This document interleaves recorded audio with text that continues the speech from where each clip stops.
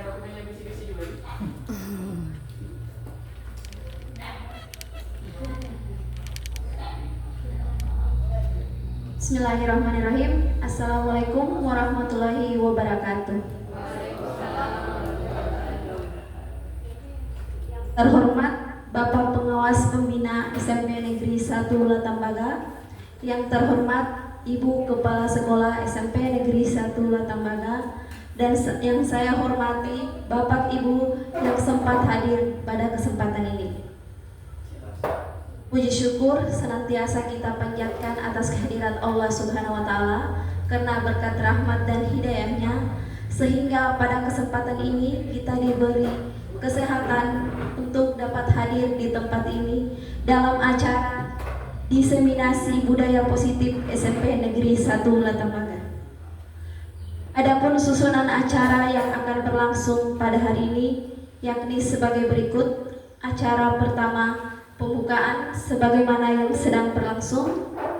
Acara kedua, arahan dari Kepala Sekolah SMP Negeri 1 Latambaga. Acara ketiga, arahan dari Bapak Pengawas Pembina SMP Negeri 1 Latambaga. Acara ketiga, pemaparan materi diseminasi budaya positif SMP Negeri 1 Latambaga oleh Ibu Mutmainah SPDI. Baiklah, untuk mengefisienkan waktu kita beralih ke acara yang kedua, yakni arahan dari Kepala Sekolah SMP Negeri 1 Latambaga. Kepada beliau saya silahkan.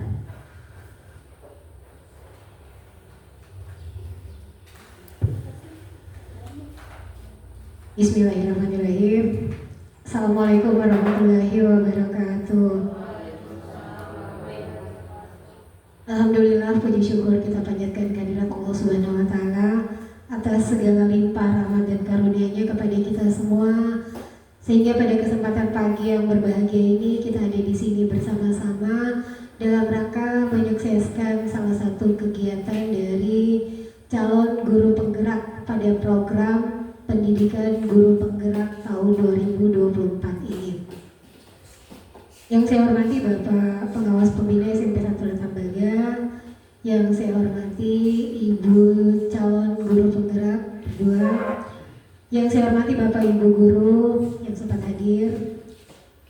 Jadi pada kesempatan pagi yang berbahagia ini kita akan mendengarkan diseminasi budaya positif yang akan dibawakan oleh kedua calon guru penggerak kita.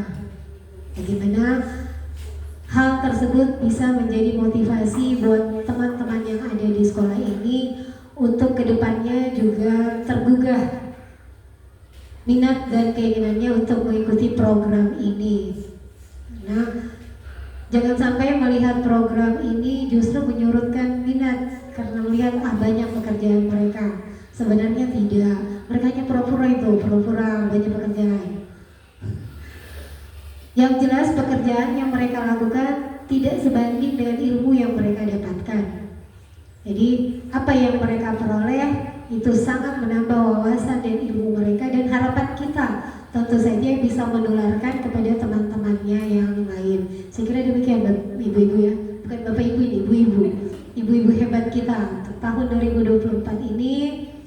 Semoga budaya positif yang nantinya akan didiseminasikan itu akan memberikan akan memberikan pencerahan buat Bapak Ibu, buat kita semua mengenai bagaimana kita akan berbuat menjadi guru yang lebih baik ke depannya, guru yang berpihak kepada murid, guru yang bisa menjadi penggerak di kehidupan teman-teman di sekitarnya. Jadi saya kira demikian, dan mari kita sama-sama menyimak apa yang akan disampaikan oleh ibu-ibu guru penggerak ini. Saya kira itu, dan saya akhiri. Wabillahi taufiq wal hidayah. Assalamualaikum warahmatullahi wabarakatuh.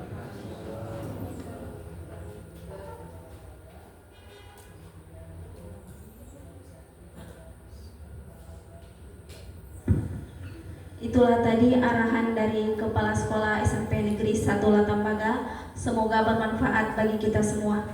Selanjutnya saya persilahkan kepada Bapak Pengawas Pembina untuk memberikan arahan. Kepada beliau saya persilahkan.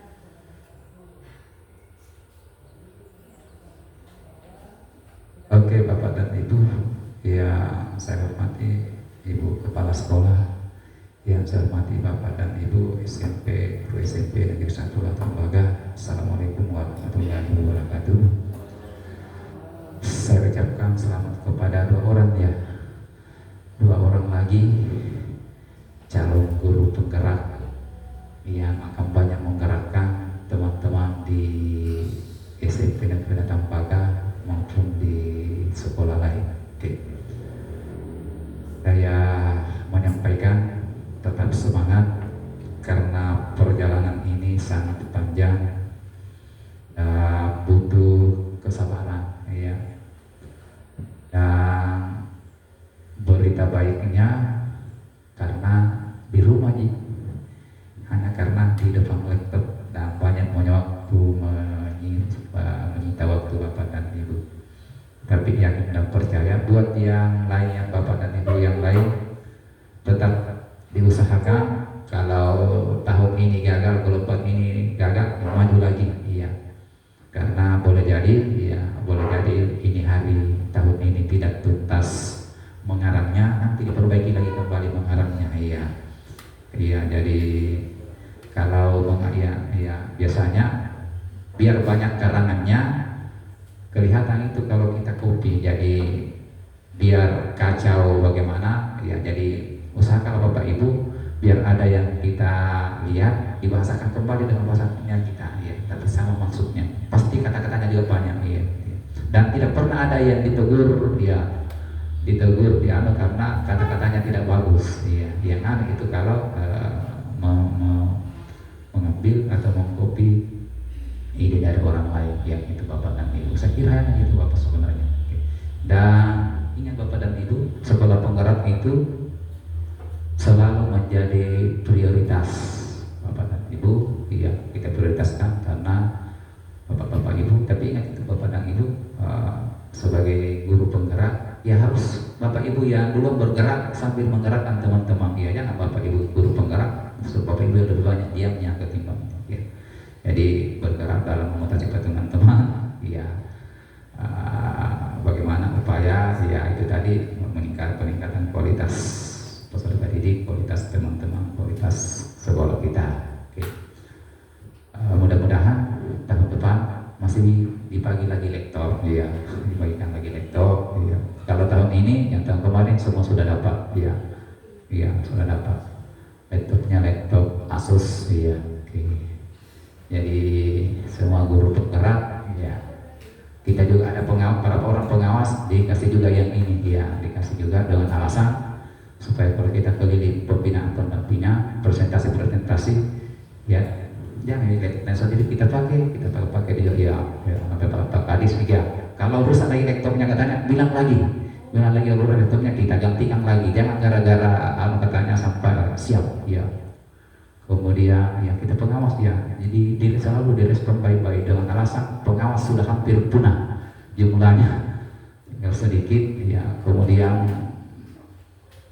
banyak kepala sekolah yang enggan jadi pengawas atau dia guru, tapi mudah-mudahan alumni guru penggerak mau menjadi pengawas, ya, supaya di Dikduk butuh 12 pengawas. Kita butuh 12 pengawas untuk SD, di tingkat SD. Jadi tidak ada masalah, yang penting jadi pengawas biar SD tidak apa-apa, karena sama kita juga membina yang di SD, ya, ini tahun butuh ini pensiun lagi, berarti berkurang lagi, ya, pengawasnya. Jadi yang mau mendaftar jadi pengawas, kalau sudah jadi alumni guru penggerak, ya, itu baru nanti ikut uji kompetensi, ya, tetap perhatian Bapak dan Ibu.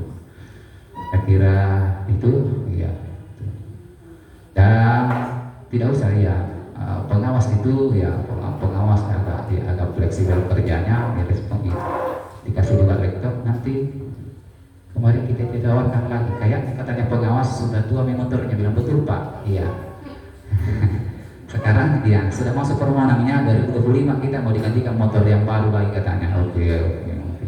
Tapi kan itu baru janji, ya, mudah-mudahan terrealisasi. Oke. Saya ucapkan selamat, ya, semangat, tetap semangat Bapak dan Ibu, ya. Walaupun ada kendala dan hal disampaikan kepada kepala sekolahnya, Dan dia juga pengajar prakteknya, jadi enak, ya, enak.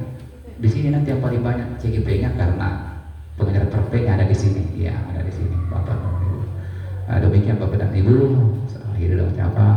Assalamualaikum warahmatullahi wabarakatuh.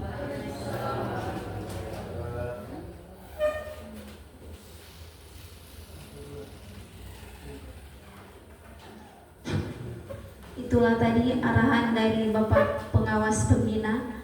Kepada beliau kami mengucapkan banyak terima kasih. Selanjutnya kita beralih ke acara yang ketiga, yakni pemaparan materi diseminasi budaya positif SMP Negeri 1 Latambaga oleh ibu-ibu CGP. Dengan ini yang pertama saya persilahkan kepada Ibu Mutmainah SPDI.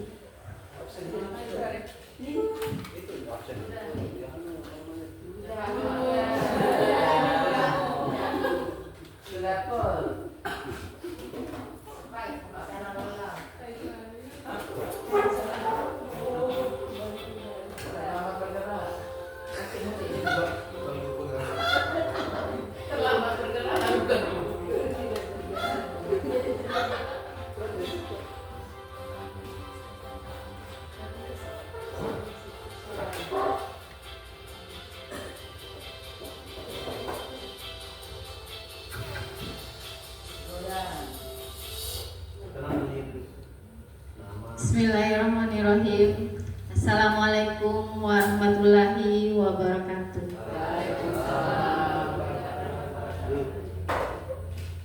Yang terhormat Ibu Kepala Sekolah SMP Negeri 1 Latambaga, yang terhormat Bapak Pengawas Pembina, dan tak lupa pula rekan-rekan saya yang saya sangat cintai karena sudah kumpul kembali dan lagi-lagi berkumpul kembali di kegiatan diseminasi kita hari ini. Di sini bukan saya berdiri karena sudah melebihi daripada ibu-ibu semua, bapak-bapak semua, karena saya tahu bapak dan ibu punya pengalaman yang lebih dan punya pengetahuan yang lebih daripada kami. Tetapi saya di sini dan rekan saya nanti akan berkolaborasi dengan Ibu Andi Rahmawati selaku CGP Angkatan ke-10 Kabupaten Kolaka, hanya untuk berbagi kepada Bapak Ibu, berbagi apa yang kami dapatkan di aksi nyata di modul 1.4 ini. Jadi modul 1.4 tentang budaya positif. Kemudian kenapa kita berbicara tentang budaya positif, Bapak Ibu? Karena yang kita lihat, kita tidak bisa melihat hanya seputar budaya itu hanya adalah peraturan yang kita langgar, ya. Tetapi sesuatu yang menciptakan pendidikan membutuhkan upaya bersama, menciptakan lingkungan yang mendukung perkembangan keterampilan dan pemahaman murid, serta mendorong mereka untuk terus melatih, mengaplikasikan dan merefleksikan pembelajaran yang mereka dapatkan. Mengapa harus budaya positif? Karena yang sekarang kita lihat bersama, banyaknya pelecehan atau pelencengan moral daripada anak-anak, baik di sekolah maupun di lingkungan kita masing-masing. Banyaknya sopan santun atau bicara-bicara yang kasar. Itu yang tidak mungkin Bapak sebagai seorang guru, sebagai seorang pendidik, tidak mungkin hanya melihat saja, tetapi pasti termotivasi atau ada tergerak hatinya untuk merubah ke hal-hal yang positif. Jadi begitu ya Bapak Ibu. Sebelum saya lanjut, ini ada pantun. Pantunnya, kalau saya sudah bacakan, Ibu bilang cakep ya. Baju baru warnanya biru, dipakai khusus di hari Sabtu. Ayo guru laksanakan paradigma baru agar sekolah semakin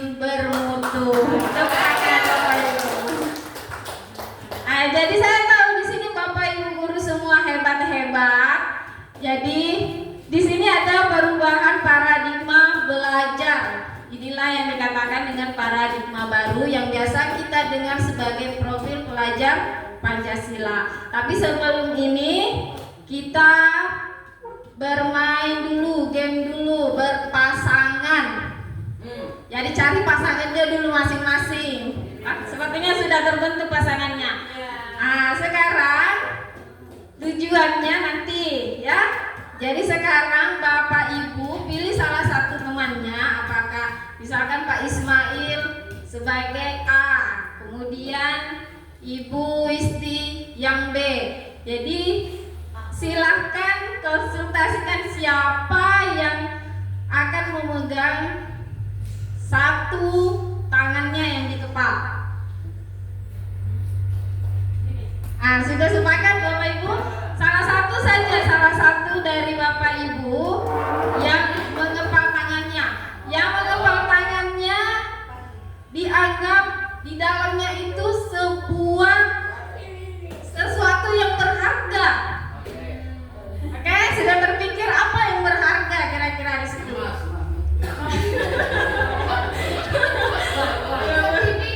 Sertifikat. Ya, jadi di situ kalian bagaimana yang pasangannya, bagaimana caranya kalian membujuk temannya untuk membuka kepalan tangannya tersebut. Silakan Bapak Ibu, saya kasih waktu 3 menit. Apakah Ibu berhasil atau tidak? Bujuk, dibujuk, apapun bujukannya.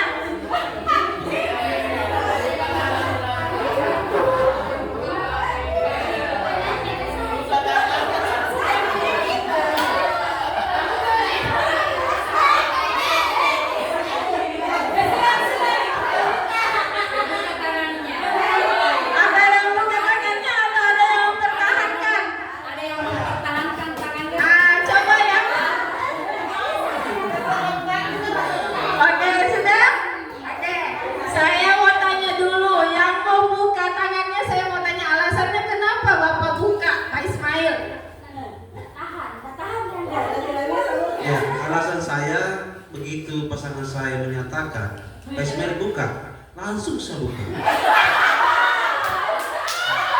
Alasannya kenapa? Pak Ismail itu simpel orangnya, tidak banyak nego-nego, selalu itu memberikan yang terbaik kepada siapapun. Ya. Oke, kasih itu saja. Yang menutup dari siapa? Ani. Oh, Ibu Marliani. Coba Ibu mau nanti masih tertutup.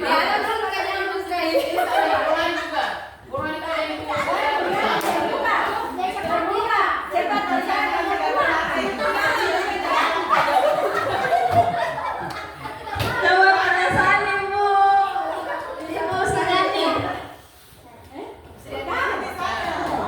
Tidak tahan, pegangan tangannya yang kuat itu.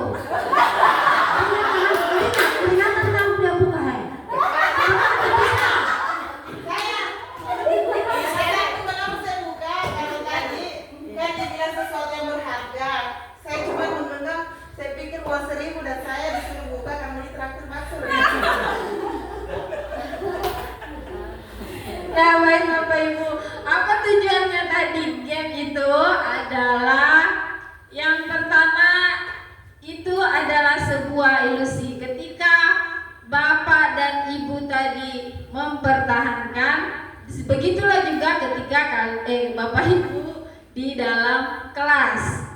Ada yang namanya pemaksaan, ada yang namanya bujukan, tetapi sesuatu yang tidak dibutuhkan. Contohnya tadi mungkin kalau Pak Ismail ada kebutuhan yang ingin tersalurkan, berarti dia membuka tangannya dengan ikhlas. Tetapi kalau yang mempertahankan tadi, disitulah posisi daripada anak didik kita.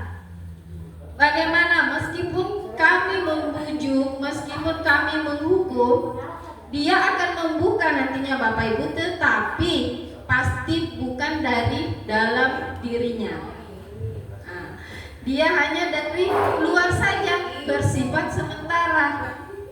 Karena misalkan ada anak-anak yang terlambat, langsung kita kasih teguran, ataukah kita ingin apa yang kita inginkan, begitu juga yang dia laksanakannya seperti itu kan Bapak Ibu. Nah, tetapi kita tidak pernah melihat apa yang mereka butuhkan.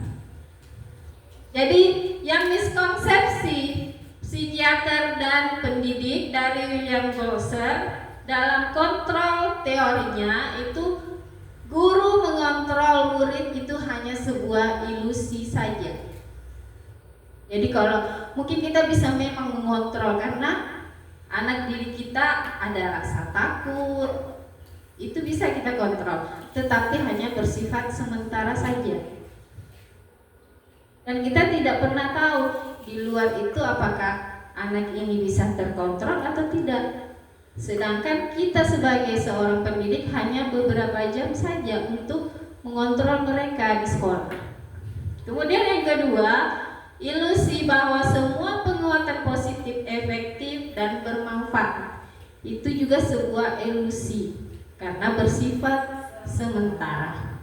Kemudian yang ketiga, kritik dan membuat orang merasa bersalah dapat menguatkan karakter. Nah, di sini juga biasa kita temukan. Bahkan diri saya juga pernah, sebelum saya melihat modul ini dan mempelajarinya, ternyata oh saya posisi saya di sini. Ternyata itu hanya bersifat eksternal atau hanya sementara saja. Jadi kalau misalkan yang merasa bersalah itu seperti apa? Kenapa kamu tidak lakukan itu? Nanti saya dimarahi oleh kepala sekolah. Kemudian ya. Kemudian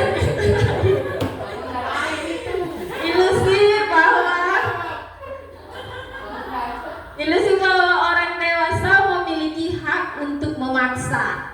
Seorang guru kan otomatis sudah dewasa semuanya. Jadi kalau untuk memaksa anak-anak itu memang gampang. Pergi ambil sana, pergi ambil sana, karena kita merasa kita ini dewasa dan dia adalah anak-anak, dia lebih tua. Tetapi ternyata itu akan menjadi bumerang untuk kita. Nanti anak-anak di belakang kita, itu ibu menyuruh terus. Nah, ternyata itu salah. Jadi itu hanya sebuah ilusi saja Bapak Ibu. Nah, sekarang kita masuk ke paradigma perubahan. Paradigma perubahan ini adalah bagaimana caranya kita menuntun murid kita menjadi murid yang mandiri dan bertanggung jawab sesuai dengan paradigma baru, yaitu profil pelajar Pancasila.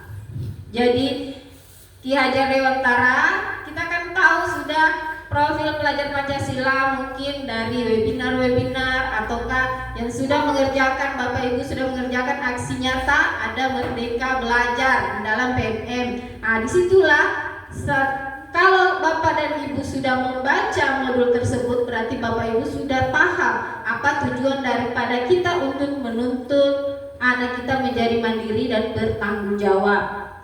Jadi di sini ada paradigma belajar yang dijelaskan dalam konteks ini adalah pendidik berperan lebih sebagai fasilitator. Jadi kita harusnya menuntun anak itu sesuai dengan kodrat alam dan kodrat zaman, yang seperti semboyan daripada Bapak Ki Hajar Dewantara, yaitu Ingarso Tulodo, Imadio Mangunkarso, dan Tuturi Handayani. Bagaimana kita di depan sebagai contoh dan di tengah sebagai pemberi gagasan atau ide, dan yang terakhir adalah bagaimana kita memotivasi anak-anak untuk terus maju dan menjadi profil pelajar Pancasila.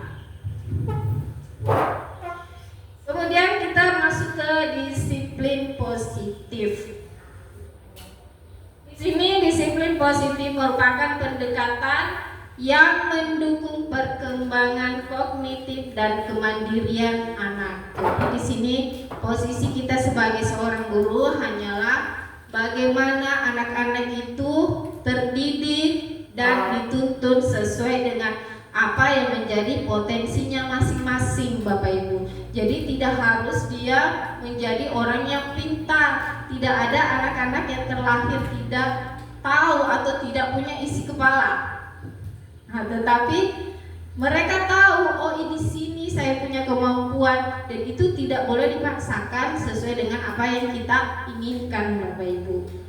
Kemudian di sini ada kemampuan mereka dalam mengelola diri, dalam melaksanakan aktivitas belajar dan pengembangan dirinya. Nah, sama halnya kalau di kelas 7 tidak mungkin kita akan paksakan perkembangannya sesuai dengan apa yang kita ajar di kelas 8. Begitu juga ketika kita mengajar di kelas 8 tidak akan kita samakan ketika kita mengajar di kelas 7 karena mereka punya perkembangan masing-masing. Motivasi perilaku manusia. Di sini motivasi perilaku manusia ketika kita kombinasikan dengan teori Holland. Yang pertama adalah motivasi perilaku manusia sangat dipengaruhi oleh sikap individu terhadap perilaku tersebut. Ada norma subjektif yang berlaku dalam lingkungan sosialnya. Kemudian dan berpersepsi individu terhadap kontrol perilaku mereka. Jadi secara umum itu harusnya kita sebagai seorang guru tahu posisi kita itu seperti apa. Kemudian yang kedua, menurut teori Holland, minat dan motivasi individu dalam menghadapi situasi tertentu juga sangat dipengaruhi oleh tipe kepribadian mereka. Jadi setiap anak itu punya kepribadian yang berbeda-beda. Makanya ada sekarang pembelajaran tentang pembelajaran berdiferensiasi. Jadi kita menentukan dulu diagnostiknya di mana kelebihan mereka masing-masing. Kemudian motivasi perilaku manusia ini ada 3. Yang pertama untuk menghindari ketidaknyamanan atau hukuman. Nah, di sini ketika ada anak-anak yang melakukan sesuatu, ya, kalau misalkan anak-anak melakukan sesuatu kemudian kita beri hukuman, itu akan takutnya sementara, tidak sampai tergerak hatinya. Berarti disiplin positif di sini tidak bisa kita terapkan karena hukuman yang mereka dapatkan menjadi manusia yang akan jadi penakut, ya.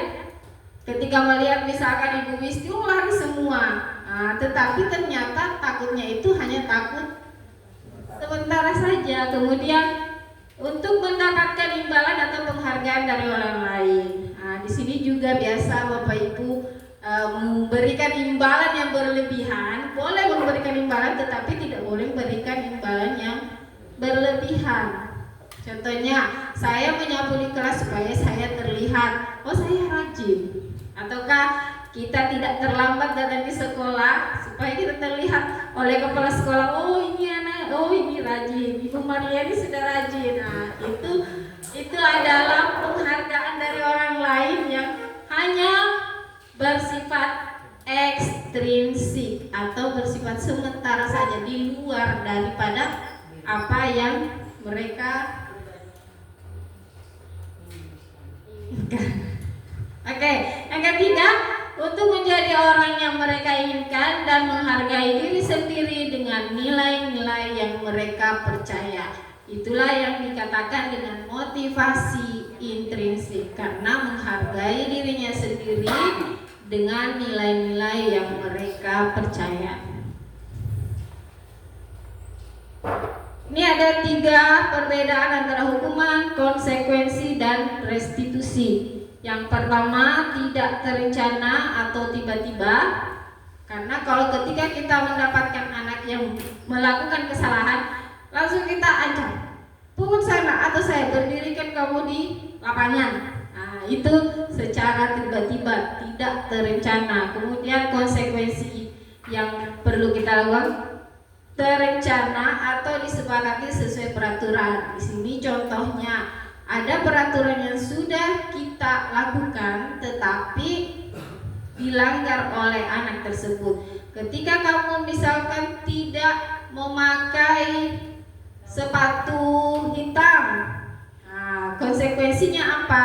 Mereka sudah tahu karena kita sudah membuat peraturan. Kemudian kalau restitusi itu kita proses. Kenapa kamu melakukan itu? Nah, nanti akan dibahas oleh teman saya. Kemudian lanjut kita lihat video dulu supaya kita tahu kita sebagai guru itu posisi kita selama ini berada di mana. Nah.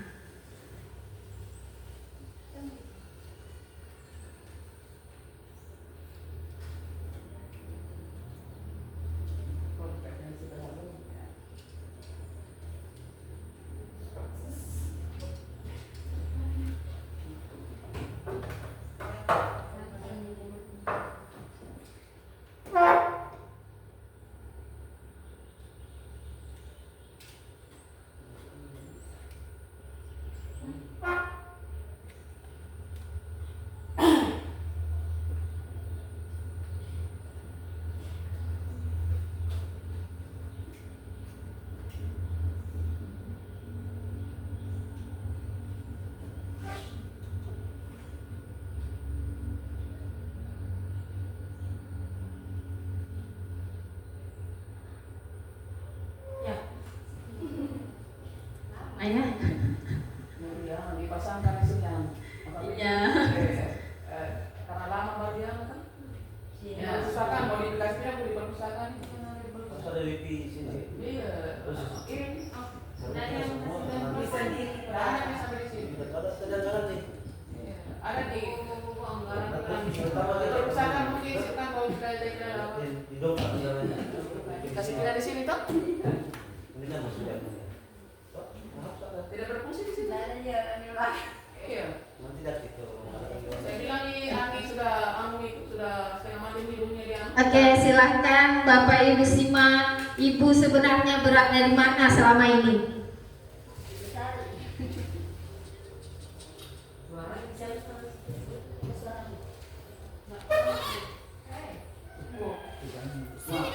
Oh, Pitra.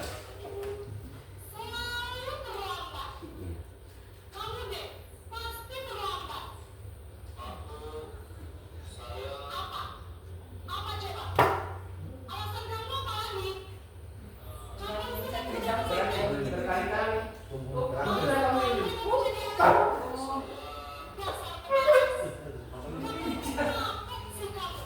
Ada apa yang tidak kasih mandi mamanya itu?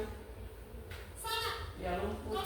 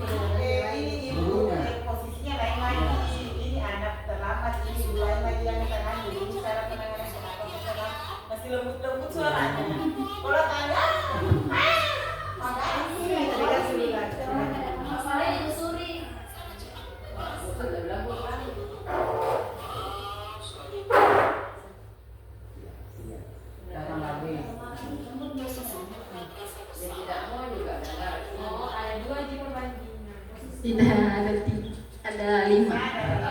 Ini posisi sebagai teman. Sebagai apa tadi pertama?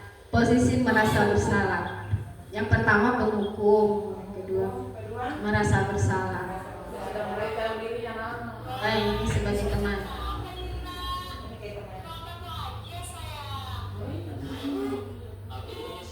Kalau diukurin nih.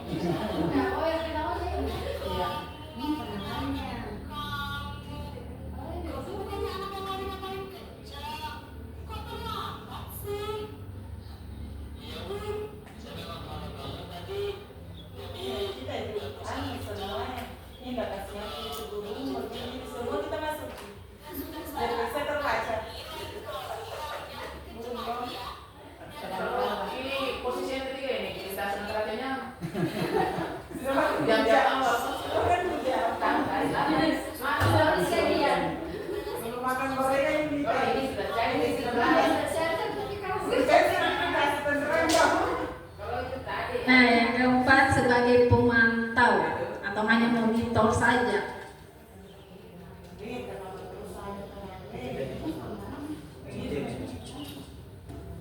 Keluar lagi.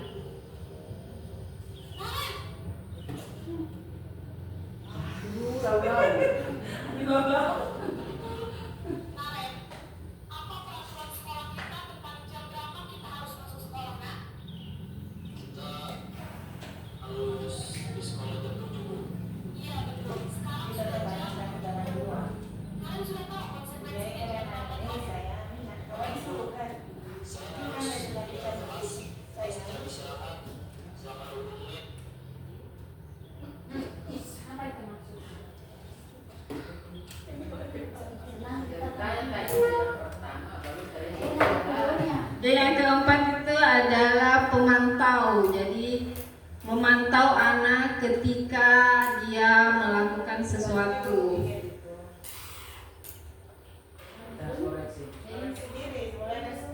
Ya, karena dia tahu konsekuensinya ketika saya terlambat ada konsekuensinya. Itulah pemantau. Ya. Semua tidak bisa dapat, semua kita lah tidak ada baik, tidak ada jahat. Mau lihat, baik mana? Ini posisi kontrol sebagai manajer.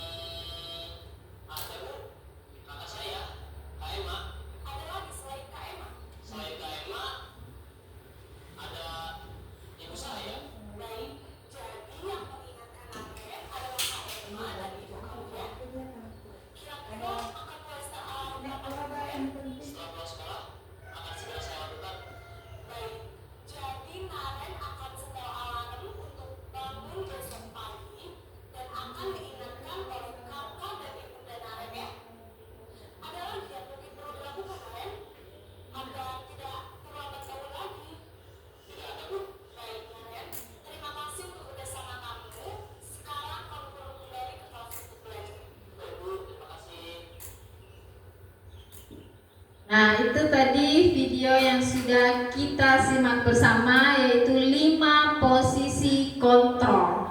Yang pertama sebagai penghukum, yang kedua adalah membuat merasa bersalah, yang ketiga adalah sebagai teman, dan yang keempat pemantau, dan yang kelima adalah manajer. Yang paling tertinggi itu adalah manajer, Bapak Ibu. Jadi kita harus melihat dulu, ditindaki dulu, validasi tindakan. Bagaimana kamu sebenarnya, kenapa kamu terlambat, itu harus ditanyakan dulu, karena kebutuhan yang mereka miliki itu berbeda-beda. Jadi jangan langsung menghati kayak yang pertama tadi, langsung menghukum, merasa bahwa kita sebagai seorang pendidik itu sudah benar.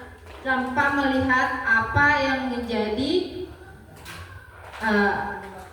penyebab dari anak tersebut. Kemudian di sini ada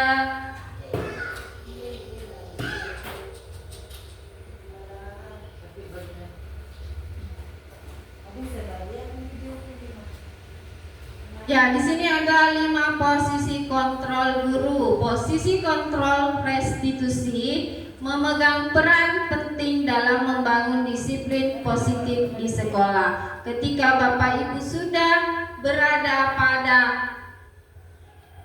manajer di sini, berarti Ibu Bapak sudah membuat siswa kita berada pada posisi yang aman dan nyaman di sekolah.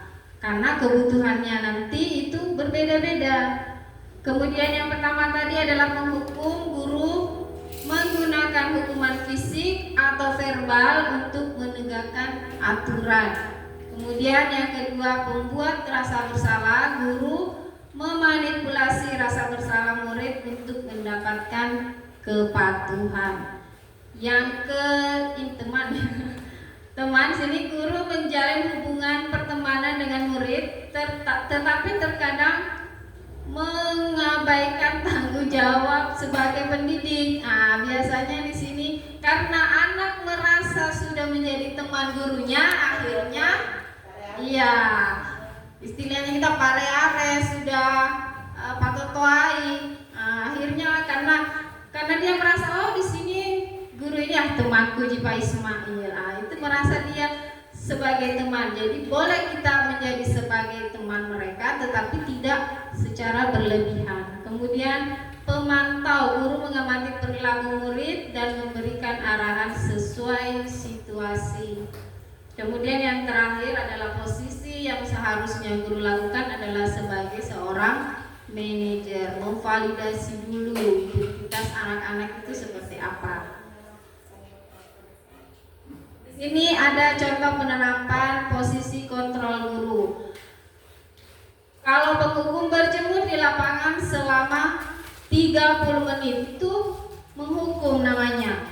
Kemudian kalau pembuat rasa bersalah, berapa kali ibu atau bapak harus memberitahu kamu selalu saja mengecewakan ibu dan bapak. Biasanya kan seperti itu, kamu sudah dikasih tahu kemarin, kenapa lagi ini?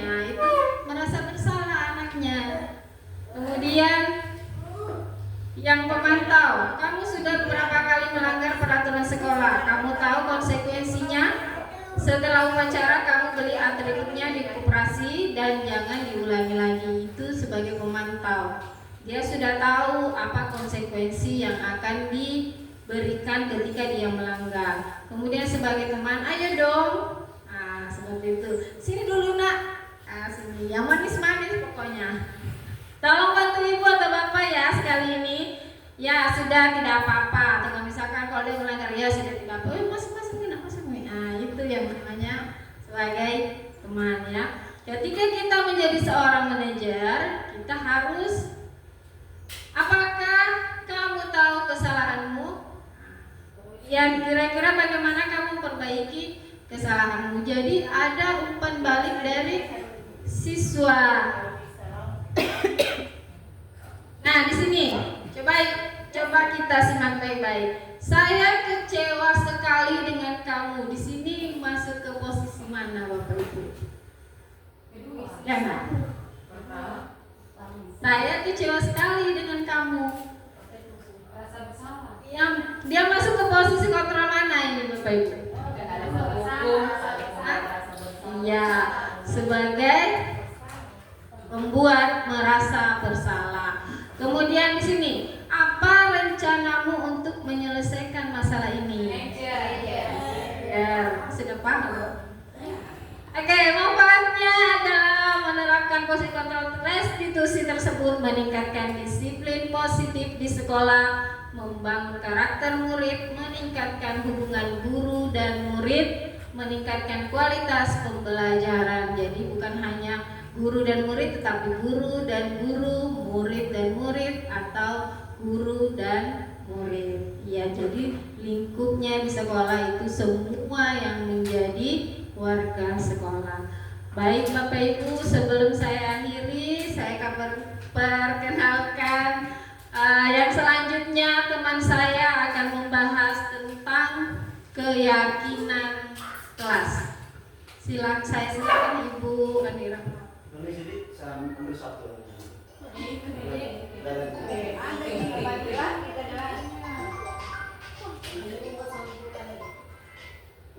Terima kasih atas kesempatan yang diberikan kepada saya untuk melanjutkan materi tentang budaya positif. Yang akan saya bahas pada kali ini yaitu tentang keyakinan kelas.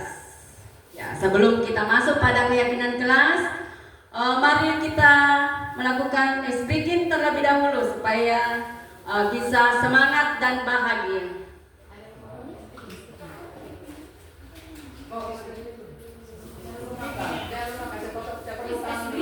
Ya, silakan berdiri Bapak Ibu.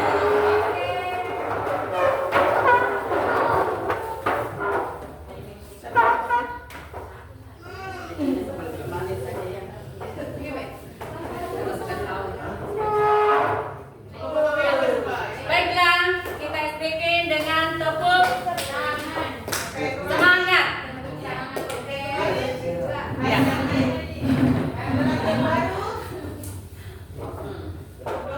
Yang pertama yang kita lakukan adalah apa? Doa. Setelah itu kita belajar.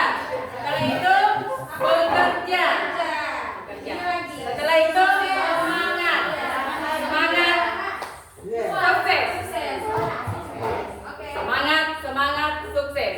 Mari juara. Sekarang sukses. Bisa mulai. 1, 2, 3. Berdoa, belajar, bekerja, semangat, sukses. Satu kali lagi, Wani yang minta satu kali lagi. Kita ulang. Iya.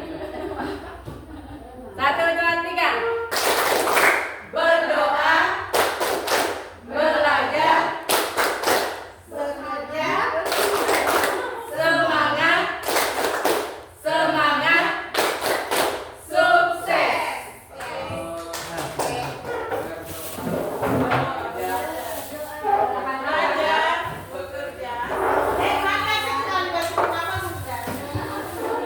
Kenapa saya selalu melakukan speaking seperti ini? Supaya ini tertanam dalam diri kita. Bagaimana untuk mencapai suatu kesuksesan, yaitu melalui sebuah proses. Kita harus berdoa terlebih dahulu. Jangan kita berdoa tetapi tidak bekerja. Begitu juga sebaliknya. Jangan kita berdoa tetapi tidak belajar. Jadi kita harus berdoa terlebih dahulu. Berdoa, kemudian belajar. Belajar, kemudian bekerja.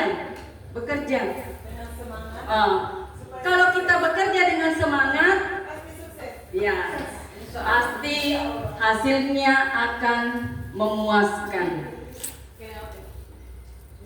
Jadi apa yang kita lakukan diusahakan itu berasal dari faktor intrinsik, seperti tadi yang telah dijelaskan oleh teman saya, yaitu Ibu Mutmainah, yaitu hal-hal yang mendorong kita untuk melakukan sesuatu ada dua. Ada faktor eksternal, ada faktor internal. Kalau kita melakukan sesuatu dengan faktor eksternal, kadangkala kalau tidak dipantau kita tidak melakukan lagi. Mudah-mudahan kita bisa berubah sedikit demi sedikit. Karena tidak ada orang yang bisa berubah secara total, tetapi kalau kita berusaha untuk merubah diri kita, insya Allah pasti akan tercapai. Sekarang kita lanjut tentang keyakinan kelas. Jadi, mengapa keyakinan kelas harus kita lakukan, bukan peraturan kelas? Peraturan kelas. Karena kenapa? Peraturan kelas biasanya dibuat oleh satu pihak. biasanya hanya dibuat oleh guru atau warga yang ada di sekolah. Yang melaksanakannya tidak dilibatkan. Sedangkan keyakinan kelas ini kita harus melibatkan guru dan siswa. Karena pembelajaran yang kita lakukan menurut filosofi Ki Hajar Dewantara yaitu selalu berfokus pada siswa.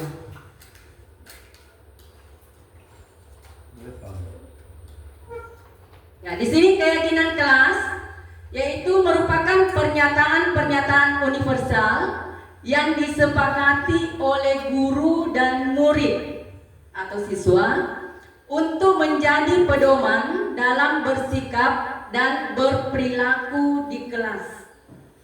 Keyakinan kelas tidak dibuat dalam jumlah banyak sehingga mudah diingat dan dipahami oleh semua warga kelas.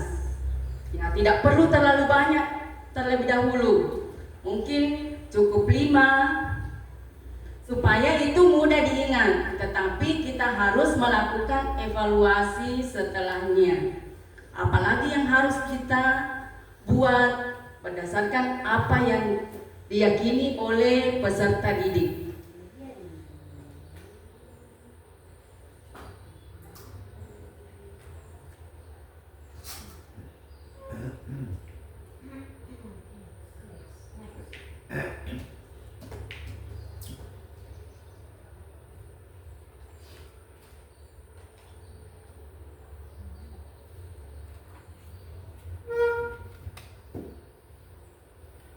Sekarang kita akan menonton atau melihat tayangan tentang keyakinan kelas.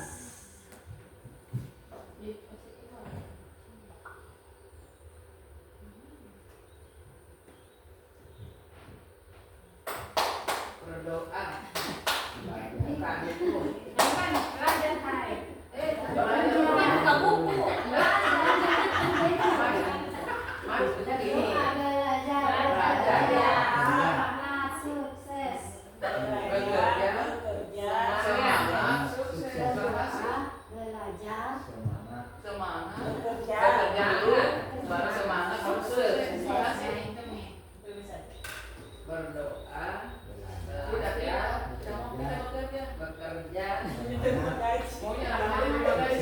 Ya. Baru mau terima Ini kita sekolah, bikin ajaran, terima gaji.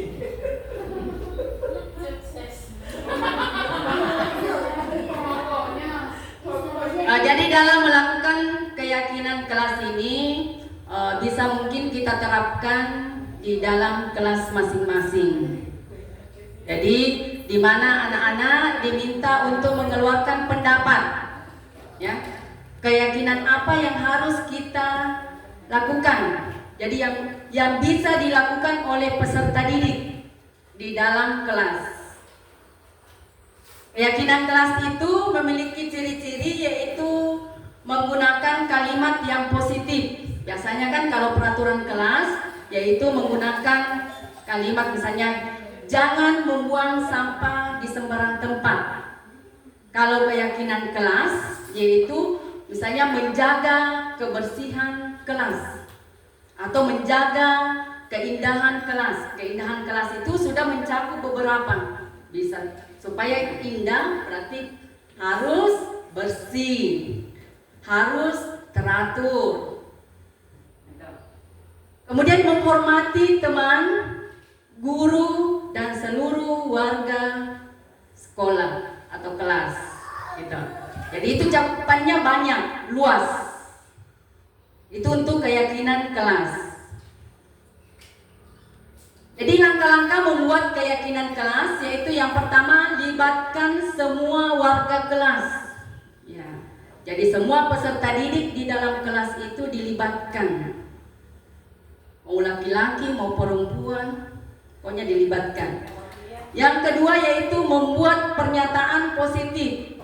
Jadi bisa anak-anak dibagikan stick note untuk membuat keyakinan kelas masing-masing yang dia impikan. Kelasnya mau seperti apa, nyaman apa. Jadi kemudian setelah menuliskan disuruh tempelkan di papan. Setelah ditempelkan di papan, mungkin ada yang sama. Misalnya harus datang tepat waktu atau disiplin. Kemudian kitalah yang bertugas untuk mengelompokkan. Kemudian batasi jumlah keyakinan kelas. Jadi seperti itu tadi, tidak usah terlalu banyak dulu, ya, supaya mudah diingat dan mudah dilakukan. Kemudian pastikan keyakinan kelas dapat diterapkan. Jadi apa yang Anda lakukan atau peserta didik lakukan setiap hari, itulah yang kita buat. Tempatkan keyakinan kelas di tempat yang terlihat. Nah, jadi apakah di depan setelah pintu mau keluar, supaya kalau mau keluar atau mau masuk bisa dilihat setiap saat. Karena semakin banyak kita melihat, maka semakin mudah untuk diingat. Diskusikan keyakinan kelas secara berkala. Jadi kalau misalnya semester ini mungkin tentang kedisiplinan, menjaga kebersihan kelas, nanti pada semester depan bisa diganti lagi dengan keyakinan yang lain.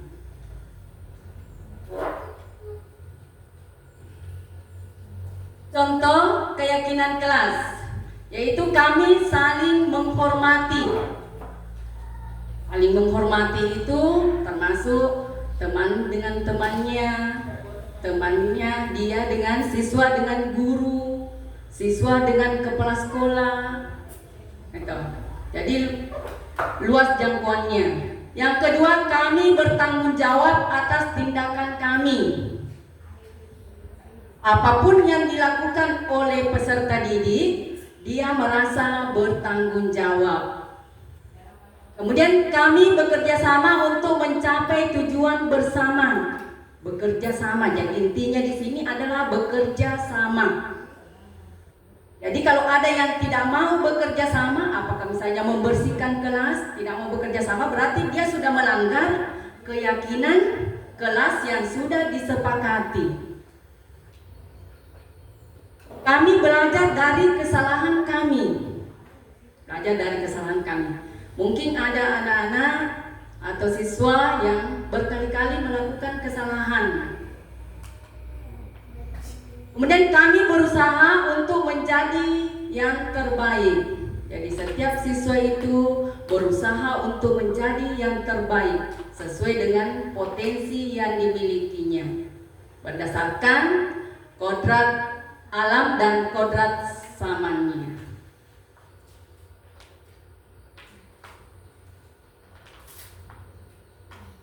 Ya.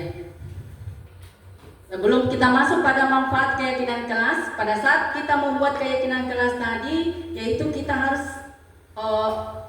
mempersilakan kepada siswa untuk menandatangani. Kita membuat daftar tanda tangan peserta didik.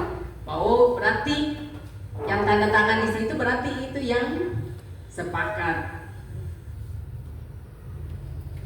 Kemudian manfaat keyakinan kelas. Yang pertama yaitu meningkatkan disiplin positif di kelas. Meningkatkan disiplin positif di kelas. Murid lebih termotivasi untuk mengikuti aturan dan berperilaku bertanggung jawab. Jadi kadang-kala kalau kita guru yang hanya membuat peraturan kelas, kadang-kala anak-anak tidak menghiraukan. Tapi kalau dia sudah membuat keyakinan kelas, dia merasa bahwa apa yang sudah dibuat, yang sudah disepakati harus dia laksanakan dengan penuh rasa tanggung jawab. Kemudian Yang kedua manfaatnya yaitu membangun karakter murid, yaitu murid belajar bertanggung jawab, mandiri, dan memiliki rasa empati. Kemudian yang ketiga yaitu meningkatkan hubungan guru dan murid, yaitu terjalin hubungan yang lebih positif dan suportif antara guru dan murid. Hubungan kita dengan siswa akan lebih akrab, siswa akan merasa lebih terbuka terhadap apa yang dirasakan atau apa yang menjadi kesulitannya itu bisa dikomunikasikan kepada kita, dia tidak tertutup. Yang keempat yaitu meningkatkan kualitas pembelajaran. Murid merasa lebih aman dan nyaman untuk belajar di kelas yang kondusif. Jadi menciptakan rasa nyaman, bahagia kepada siswa, begitu juga kepada guru. Di dalam diri manusia itu terdapat 5 kebutuhan dasar manusia. Jadi setiap manusia memiliki 5 kebutuhan dasar, baik itu kita guru ataupun peserta didik. Yang pertama adalah bertahan untuk hidup.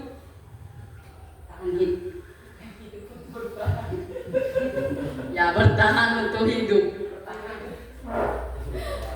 Meliputi makanan, pakaian, tempat tinggal, keamanan, dan kesehatan. Kalau dulu biasa kita sebut dengan kebutuhan primer, primer, sekunder. Yang kedua adalah kasih sayang dan rasa diterima. Peserta didik itu biasanya membutuhkan rasa kasih sayang. Ada peserta didik yang memiliki karakter keras, ada juga yang harus memerlukan kelembutan. Yang ketiga adalah kebutuhan akan penguasaan. Harga diri, keinginan untuk dianggap memimpin, berprestasi, diakui dan didengar. Kadang-kala kita menemukan peserta didik seperti ini di dalam kelas, yang menguasai, kadang-kala ingin menjadi seorang pemimpin. Yang keempat adalah kebebasan. Jadi setiap orang memiliki kebutuhan dasar, yaitu akan kebebasan. Tidak ada orang yang selalu mau ditekan. Ya.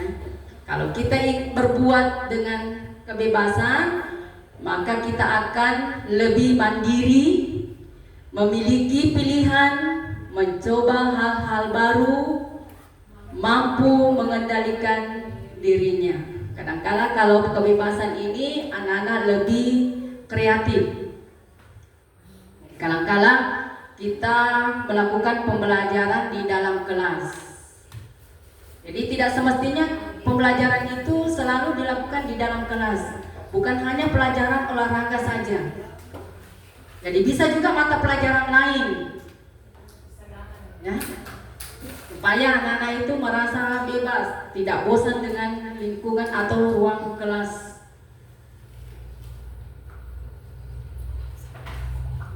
Yang kelima adalah kebutuhan dasar manusia, yaitu kesenangan, bermain, humor, tertawa. Hal itulah biasanya yang lebih menarik siswa untuk belajar. Jadi bagaimana kita sebagai guru mampu membuat model-model pembelajaran yang lebih menyenangkan. Jadi bukan serius di dalam kelas dengan metode yang monoton, ya ceramah, akhirnya anak-anak bosan. Jadi anak-anak perlu mungkin seperti speaking, ya, bermain sambil belajar. Misalnya menemukan harta karung, katakan. Jadi anak-anak mencari di dalam harta karung itu, di situ ada tugas. Ya. Jadi itu yang biasanya diingat. Bermain, humor. Inilah 5 kebutuhan dasar manusia. Jadi kadangkala dalam melakukan suatu pelanggaran, karena dia tidak terpenuhi kebutuhan dasarnya, ada sesuatu yang dia inginkan, tetapi kita tidak mengetahui, sehingga kadangkala kita posisinya tadi pembuat rasa bersalah, langsung menghukum, ya, langsung membuat dia merasa bersalah. Jadi yang seharusnya kita lakukan adalah sebagai manajer, yaitu menanyakan dulu kenapa Dia laparkah? dia laparkah. Iya. Bukan makan. Dia lapar. Betul, Bu. Dia lapar, baru kita ajar paksakan dia menyelesaikan Iya. Baru dia marah, tidak marah ini. Tambah dia marah dia tidak. Iya. Hal seperti itulah yang harus kita pahami sebagai seorang guru. Jangan sampai gurunya yang lapar masuk, anak dia ini makan, Iya. mereka dulu, jangan ditegur, makan. Ya, mungkin banyak sekali Bapak Ibu guru yang menemukan hal-hal yang seperti itu di dalam kelas. Ini tadi penguasaan ada? Ada tadi penguasaan tadi? Iya, Saya ingat ini. penguasaan. Mumpung ada PPDB, bahasa kita hadapi tidak tahu nulis. Iya. Jadi ini ada di penguasaan itu, jadi mungkin ini ada nanti kalau ada PPDB. Ya, baik. Ada sedikit masukan dari Ibu Aji terkait dengan 5 kebutuhan dasar manusia ini, yaitu tentang penguasaan. Silakan. Ya, mungkin di awal ini saya mengingatkan kita teman-teman di dalam penerimaan siswa baru ini banyak sekali, memang banyak, saya katakan banyak berarti lebih dari 3 orang. Banyak anak-anak kita yang tidak lancar menulis.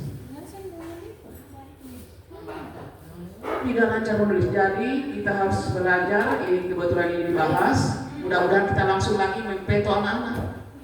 Karena kapan kita peto akan mungkin bisa-bisa dia akan tidak sekolah, sementara kita menginginkan anak-anak tidak putus sekolah. Jadi saya tadi diskusi dengan teman-teman, kita harus belajar, ini coba anak. Ada anak untuk sementara 5 orang saya dapat hanya 3 huruf dia bisa tahu. Tidak, 3 saja, 3 huruf saja dia tahu. Kalau yang 2 itu dia bisa lebih dari 3. Ada laki-laki, ada perempuan. Ya, huruf. Hanya ada 3 orang, hanya 3 huruf dia tahu.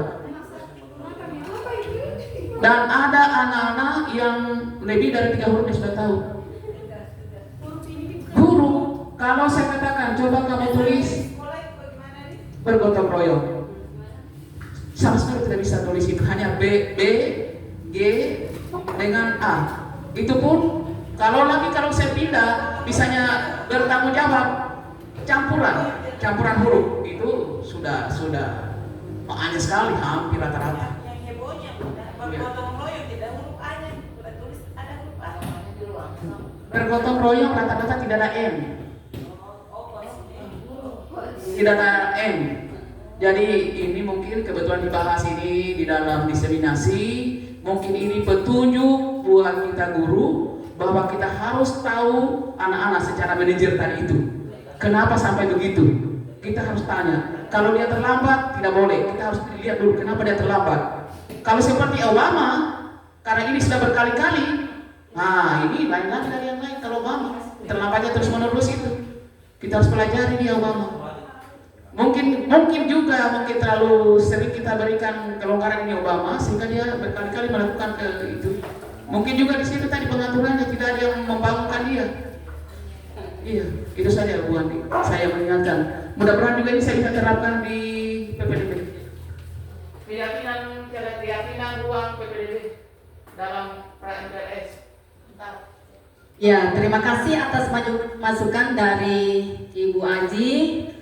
terkait dengan 5 kebutuhan dasar manusia ini. Makanya hal inilah yang harus diketahui oleh seorang guru, yang harus kita kuasai. Sekarang kita masuk pada segitiga restitusi. Segitiga restitusi dari kasus tadi yang dikemukakan oleh Bu Aji, nanti bisa kita terapkan ini, segitiga restitusi. Kenapa anak tersebut tidak bisa membaca, hanya mengenal 3 huruf saja? Tentu ada penyebabnya, ada alasannya. Sebelumnya kita harus mengetahui dulu apa itu segitiga restitusi. Ya. Segitiga restitusi adalah sebuah konsep dalam disiplin positif yang digunakan untuk membantu murid memperbaiki kesalahannya dan kembali ke kelompoknya dengan karakter yang lebih kuat. Dalam menemukan suatu kasus, jadi jangan kita sebagai penghukum lagi, sebagai pembuat rasa bersalah. Ya, setidaknya kalau turun sedikit dari manajer, kita berada pada posisi pemantau. Dalam menyelesaikan suatu kasus, kita harus menggunakan segitiga restitusi. Langkah untuk menyelesaikan kasus dengan menggunakan segitiga restitusi itu ada 3 langkahnya. Yang pertama yaitu menstabilkan identitas. Menstabilkan identitas. Langkah pertama ini bertujuan untuk membantu murid merasa aman dan diterima meskipun mereka telah melakukan kesalahan. Guru dapat melakukan beberapa hal untuk menstabilkan identitas murid. Jadi kita stabilkan dulu identitasnya. Jangan langsung kita memberikan hukuman. Kita harus mendengarkan dengan penuh perhatian. Kadang-kadang kalau ada anak, kita tanya. Kita panggil biasanya ke dewan guru. Kamu tahu nak, kenapa saya panggil ke sini? Iya Bu. Apa saya terlambat tadi? Ya. Kemudian menunjukkan empati. Kita mengatakan tidak semua orang itu tidak pernah berbuat salah. Tidak ada orang yang sempurna. Ibu pun pernah melakukan kesalahan yang sama. Jadi kondisinya anak-anak itu menjadi stabil. Kemudian memvalidasi perasaan murid. Tadi, oh ternyata bukan hanya saya saja yang pernah berbuat salah. Oh guruku juga pernah berbuat salah. Kemudian membantu murid untuk mengidentifikasi kekuatan dan kelebihannya. Yaitu mengatakan berbuat salah itu wajar. Bapak, Ibu juga pernah melakukan kesalahan. Ibu tidak fokus pada kesalahan yang kamu perbuat, tetapi kita harus mencari solusinya.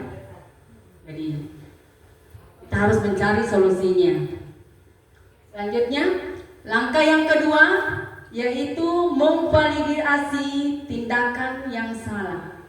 Validasi tindakan yang salah. Langkah kedua ini bertujuan untuk membantu murid memahami bahwa tindakannya salah dan memiliki konsekuensi. Guru dapat melakukan beberapa hal untuk memvalidasi tindakan yang salah, seperti menjelaskan aturan yang dilanggar oleh murid. Ya. Tadi kan kita sudah melakukan keyakinan kelas, jadi kita ingatkan kembali keyakinan apa yang kamu langgar. Misalnya disiplin, saya Bu melanggar disiplin karena saya terlambat datang ke sekolah yang seharusnya jam 6.30, saya datangnya jam 7. Membahas konsekuensi dari tindakan murid. Ya, konsekuensi, jadi bukan hukuman.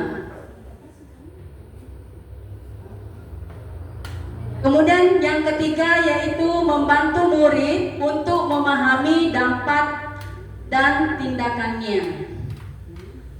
Disitulah biasanya kita menanyakan, kamu pasti punya alasan. Kita tanya alasannya, kenapa dia sampai terlambat. Kalau seperti kita di sini mungkin anaknya tinggal di Damar Wulan. Saya kadang-kadang menemukan, kita tahu sendiri kondisinya, Damar Wulan itu hanya beberapa saja mobil, PT-PT, ya. Jadi jangan langsung kita memberikan konsekuensi tanpa menanyakan apa alasannya. Jadi dalam validasi tindakan yang salah ini kita harus menanyakan alasannya dulu. Bagaimana kalau yang rumahnya satu langkah dengan sekolah? Iya, tentu mungkin ada alasannya. Kita tanyakan, tentu pasti ada alasannya karena setiap tindakan yang dilakukan itu tentu memiliki alasan. Apakah dia terlambat bangun? Iya.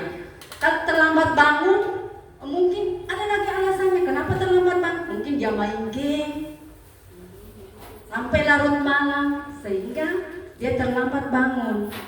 Nah, disitulah nanti kita lanjutkan pada langkah yang ketiga, yaitu menanyakan keyakinan. Langkah ketiga ini yaitu bertujuan untuk membantu murid mengembangkan keyakinan positif tentang dirinya sendiri dan kemampuannya untuk berubah. Tentu kita tanyakan, kalau dia sudah mengemukakan alasannya kenapa sampai melakukan hal tersebut, ya kita tanya, apakah kamu ingin berubah? Kemudian membantu murid untuk mengembangkan rencana untuk memperbaiki kesalahannya. Jadi mencari solusi dari kesalahan yang telah dia perbuat. Jangan kita yang menentukan solusinya, diusahakan murid sendiri yang menentukan solusi dari perbuatannya. Kalau dia yang menentukan solusinya, tentu dia merasa memiliki keyakinan pada dirinya sendiri untuk berubah. Memberikan dukungan dan dorongan kepada murid. Tinggal kita memotivasi anak tersebut untuk melakukan perubahan.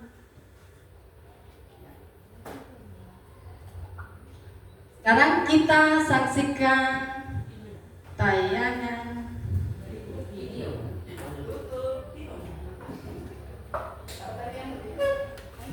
Keyakinan, menanyakan keyakinan.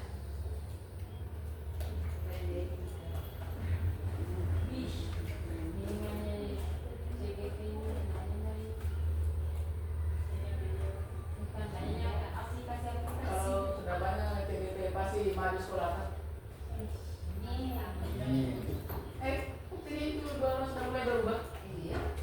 Ya mama itu bicara itu kalau nak pernah mengajar, dia malu kalau kita dia tidak tepat waktu. Saya bersyukur kalau saya sebagai guru itu ya kan dia harus bergerak. Kalau dia tidak ada pagi itu mainnya bukan tidak mau.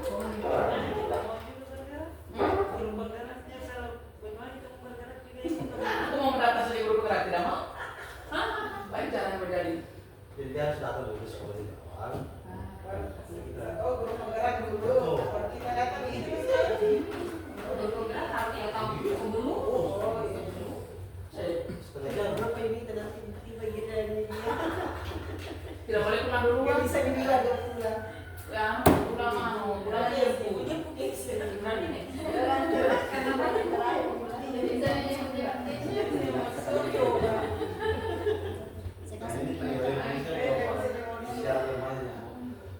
Jadi kalau ada orang rumahnya kita akan sebut saja. Sekian peristiwa. Banyak yang begini caranya dia orang jadi guru. Hanya kita disini terlalu sampai. Baik sekali tidak biar kita dia menjalankan tugas.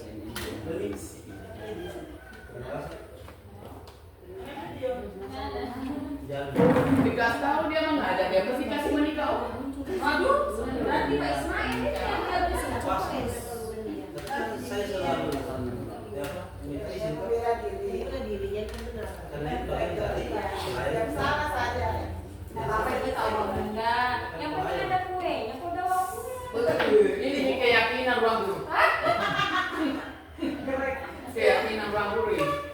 sepakat. Boleh keluar ya, baik kalau nggak tahu juga kalau aku yang tidak ada. Kepercayaan tidak ada tanggungan. Ya sekarang tuh banyak kue. Kita maunya sopo. Kepercayaan juga. Nah, ayam. Keyakinan, kepercayaan. Masalahnya tidak bisa. Kalau orang sini saya nama apa namanya yang Anda simak. Masa itu. Siapa ini nyanyi ini? Karena biasa.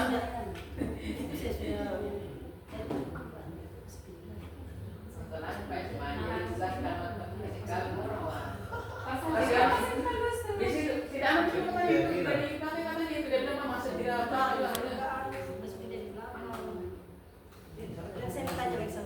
Ini yang pasang di sini. Videonya tidak bisa ditayangkan Bapak Ibu. Kita lanjut saja tentang manfaat daripada segitiga restitusi. Jadi langkah restitusi tadi itu yang pertama adalah menstabilkan identitas, yang kedua memvalidasi tindakan yang salah, kemudian yang ketiga adalah menanyakan keyakinan. Langkah-langkahnya seperti itu tadi. Kemudian masuk pada manfaat segitiga restitusi. Apa manfaatnya kita melakukan segitiga restitusi? Yang pertama yaitu membantu murid untuk memperbaiki kesalahannya. Yang kedua, mencegah terulangnya kesalahan. Yang ketiga yaitu membangun hubungan yang positif antara guru dan murid. Yang keempat yaitu meningkatkan kualitas pembelajaran. Penerapan segitiga restitusi ini dapat diterapkan dalam berbagai situasi, seperti ketika murid melanggar aturan kelas atau keyakinan kelas. Yang kedua, ketika murid bertengkar dengan teman sekelasnya, yang sering kita dapatkan di dalam kelas atau di dalam lingkungan sekolah. Yang ketiga yaitu ketika murid melakukan sesuatu yang membahayakan dirinya sendiri ataupun orang lain. Jadi manakala kita melihat suatu kasus, maka sebaiknya yang kita lakukan sebagai guru adalah melakukan segitiga restitusi.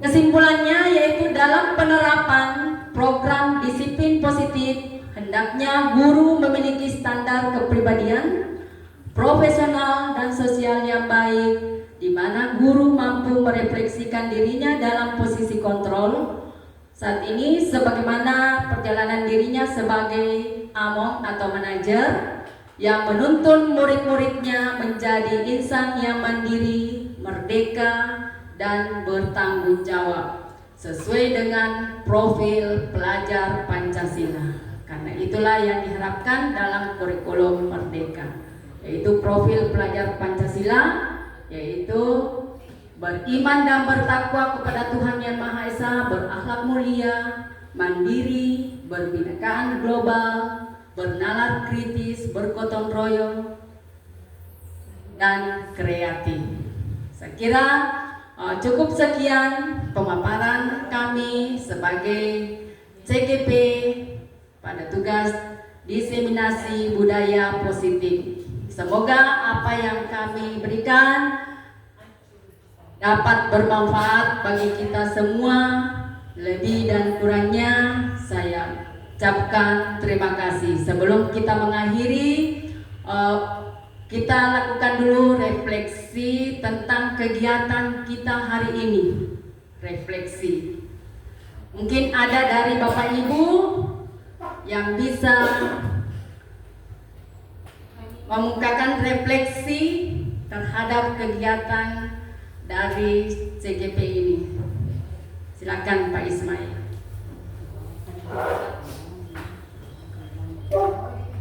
Mohon izin, wah kasih pribadi.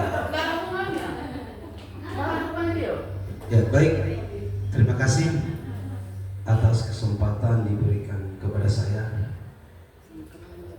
tentang apa yang kita laksanakan kegiatan pada hari ini itu sangat luar biasa. Adapun refleksi yang saya dapat secara pribadi dalam kegiatan ini sangat ini sangat yang kita butuhkan sekarang. Ya. Karena saya lihat di sini diskriminasi ini adalah membahas tentang keyakinan kelas yang berkaitan dengan berpikiran positif yang berkaitan dengan tugas kita selaku pendidik. Dan inilah mungkin tadi yang saya sempat kutip yang dari 5 dasar kebutuhan manusia itu, itulah yang sebenarnya yang menjadi kita acuan pedoman dalam melaksanakan tugas kita sebagai guru atau pembina di sekolah ini. Dan mudah-mudahan apa yang kita dapatkan pada hari ini dapat berkah dan menjadi amal jariah yang bagi pemateri tadi, dan kita bisa memanfaatkan dalam kehidupan kita sebagai abdi negara untuk mencerdaskan anak bangsa. Demikian, terima kasih. Assalamualaikum warahmatullahi wabarakatuh. Ya, terima kasih banyak kepada Pak Ismail yang sudah mengungkapkan refleksi kita hari ini. Masih ada lagi? Ibu Aji mungkin?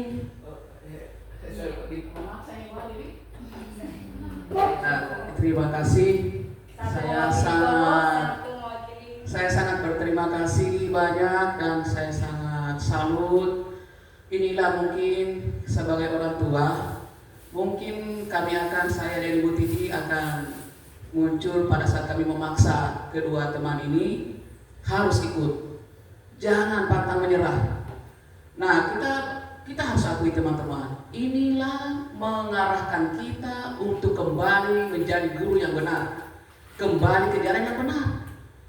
Mengingatkan kita dengan mereka belajar membaca banyak sehingga bisa berbagi ilmu dan pengetahuan. Karena terus terang dengan membahas tadi membangun budaya positif di SMP Tambaga, terus terang inilah sebetulnya membangkitkan kita sendiri, kita sebagai guru, bagaimana di dalam kita menjalankan tugas. Dan saya sangat berterima kasih sudah dibahas ini. Berarti semester depan tidak akan lagi saya setengah mati bekerja keras menulis, mencatat siapa yang sering terlambat masuk kelas, siapa yang sering menghakimi anak-anak, kenapa anak-anak datang, kenapa saya dikasih keluar dari kelas. Nah, ini bagian dari ini yang mungkin akan berkurang pekerjaan saya. Mudah-mudahan kita semua mulai membuka mata hati kita di dalam menjadi sebagai guru. Jadi terus terang tadi itu Bu Andi, saya sangat berterima kasih dengan ilmu dan pengetahuan yang tadi dibahas. Karena terus terang saya juga sering melanggar, sering terlupa. Kita semua mungkin ini sering terlupa, dan bahkan banyak sekali tadi informasi itu. Segitiga tadi itu yang mesti kita tahu semua guru. Banyak anak kita yang kurang makan dari rumahnya. Kita sendiri guru kalau tiba di sini, makanan dulu yang kita urus. Jadi Bapak Ibu jangan pernah lagi muncul kasih keluar anak karena terlambat masuk di kelas. Semakin dia dikasih keluar, bukannya dia tobat, kan dia lebih menonjol laparnya. Terus siapa yang rugi? Kita. Setelah kita kasih ulangan harian, ternyata dia tidak tuntas. Kita lagi yang kerja keras. Remedi itu anak. Itu saya. Jadi terus terang Bu Andi, terima kasih. Mari teman-teman kita kembali ke jalan yang benar. Menjadi guru bukan hanya pulang terus yang diingat. Kita kerjakan pekerjaan yang benar. Oke, terima kasih. Itu saya.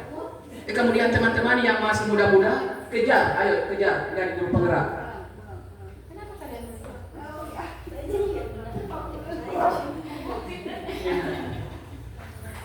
Jadi setelah mendengarkan refleksi dari Ibu Aji selaku Wakasek Kurikulum, mudah-mudahan mulai hari ini kita bisa berubah, karena kalau bukan diri kita sendiri yang ingin berubah, kita pasti tidak akan berubah. Jadi apa yang kita lakukan pada hari ini dapat bermanfaat bagi kita semua. Sebelum saya akhiri, saya akan berpantun terlebih dahulu. Belajar berpantun Pak ya. Mohon maaf kalau salah pantunnya. Karena pantun ini saya terinspirasi dari calon guru penggerak yang lain yang selalu berpantun manakala menemukan sesuatu. Jadi membuat kita selalu bahagia. Duduk di pantai di pagi hari. Udara pantai sangatlah segar. Belajar di PGP banyak ilmu. Tapi harus disiplin waktu. Terima kasih, saya akhiri dengan ucapan wabillahi taufiq wal hidayah. Assalamualaikum warahmatullahi wabarakatuh.